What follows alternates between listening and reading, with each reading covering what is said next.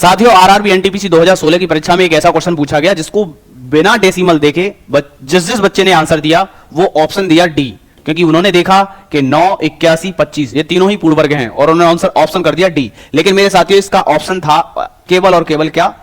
पहला 0.09, बिकॉज जब आप 0 हटाएंगे 2 स्थान के बाद तो नीचे आ जाएगा 100, जो कि 9/100 3/10 हमारा पूर्ण वर्ग है। ठीक है, बाकी की संख्या अगर आप डेसिमल हटाते हैं तो ये हो जाएगा 81/10 जो कि पूर्ण वर्ग नहीं है। ऐसे ही जब आप डेसिमल हटाओगे तो नीचे हो जाएगा 25/1000। 25/1000 भी हमारा पूर्ण वर्ग संख्या नहीं है। तो आप कह देंगे option number A is the right option. अब वीडियो अच्छी लगी वीडियो को लाइक करें, शेयर करें और अपनी तैयारी के लिए हमसे जुड़ना ना भूलें। Thank you very much.